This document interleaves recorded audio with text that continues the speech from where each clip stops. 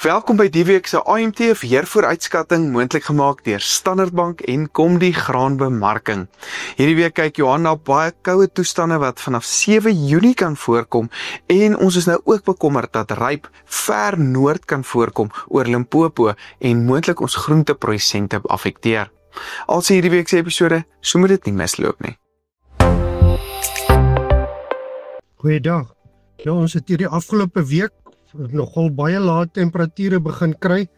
Winter het met mening toegeslaan, ryp oor groot dele van die suidelike en sentrale dele van die land.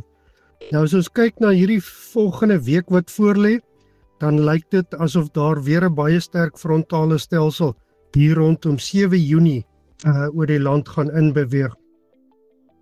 Dit gaan vir ons reën oor die suidwestelike dele van die Kaap gee, die winterreënvalgebied, en neerslae van meer as 30 mm is plek moontlik.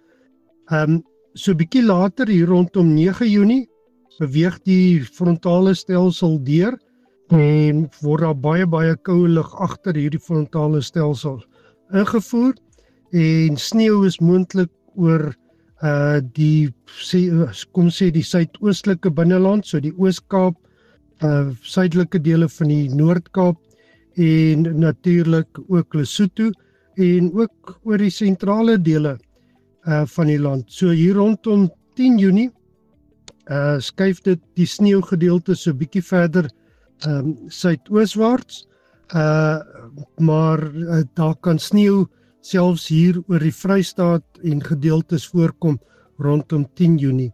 Daar is ook 'n moontlikheid van reën oor die Oos-Vrystaat en Mpumalanga, Oos-Kaap gedeelte en dit kan nogal baie gevaarlike toestande skep vir ons kleinveeboere en selfs vir ander wildbedrywe of vir ander veebedrywe. Ons praat altyd van die see-temperature wat 'n baie belangrike rol speel om die langer termyn tendense te bepaal.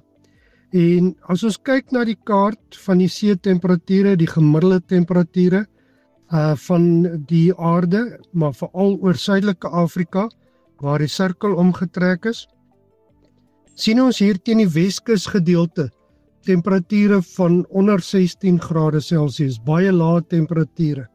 En dan rondom Madagaskar, meer na die regterkant toe, sien ons dan temperature hier van bokant 26, 7, 28 grade Celsius.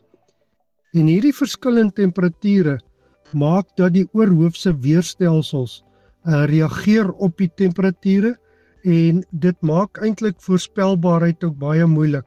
Want as daar 'n klein verandering voorkom en dis groot massas water weeskante van suidelike Afrika, dan kan die voorspelling baie vinnig op die kort termyn en selfs langer termyn verswak. En dit is waaroor daar baie keer wisselvallige reënvoorspellings is, die betroubaarheid nie baie hoog nie.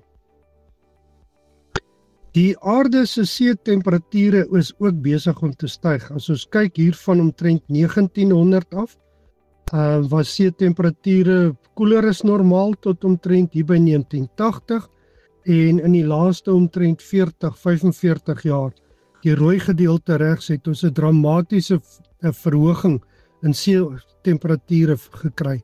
En dit maak dat groot dele van die oseane dan warmer is as normaal en veral rondom die ewenaar. En dit is waar die groot aksie dan plaasvind. En dit maak ook dat daar meer tropiese siklone voorkom en groter storms aan die een kant, maar aan die ander kant met tropiese siklone veroorsaak dit weer 'n hoëdrukstelsel oor ander dele van die wêreld en ook oor suidelike Afrika wat vir ons droogte gee. Dit veroorsaak ook dat die see oppervlak 'n styging toon.